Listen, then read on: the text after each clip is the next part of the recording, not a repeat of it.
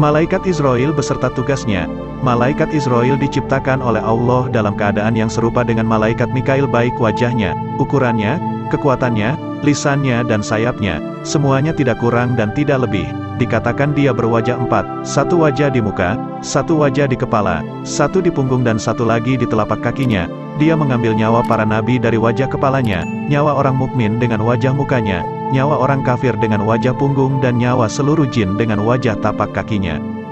Dari kepala hingga kedua telapak kakinya berbulu zafaron dan di setiap bulu ada 1 juta muka, di setiap 1 juta muka mempunyai 1 juta mata dan 1 juta mulut dan tangan.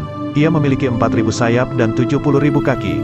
Salah satu kakinya di langit ketujuh dan satu lagi di jembatan yang memisahkan surga dan neraka. Setiap mulut ada 1 juta lidah, setiap lidah boleh berbicara 1 juta bahasa. Jika seluruh air di lautan dan sungai di dunia disiramkan di atas kepalanya, maka tidak setitik air pun akan jatuh melimpah.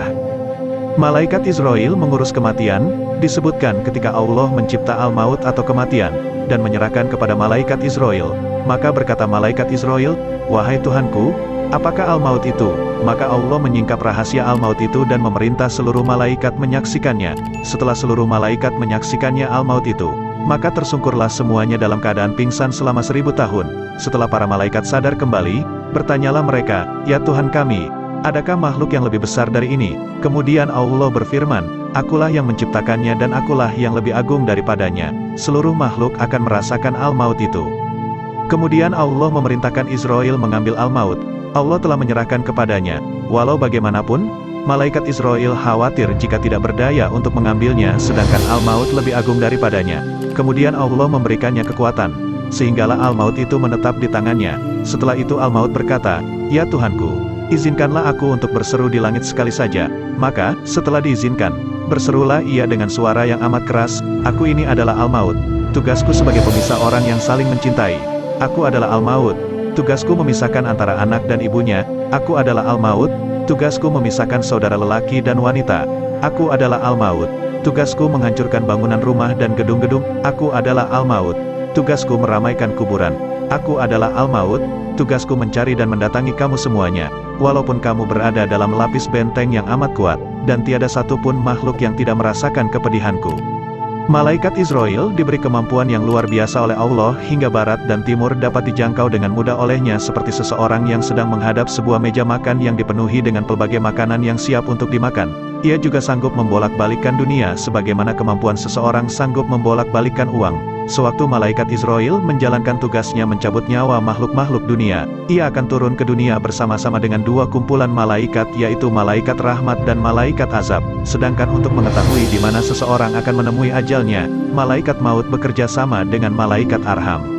Walau bagaimanapun, Israil bersama Jibril, Israfil dan Mikail pernah ditugaskan ketika Allah menciptakan Nabi Adam. Israil juga adalah antara malaikat yang sering turun ke bumi untuk bertemu dengan para nabi, antaranya ialah Nabi Ibrahim alaihissalam dan Nabi Idris alaihissalam.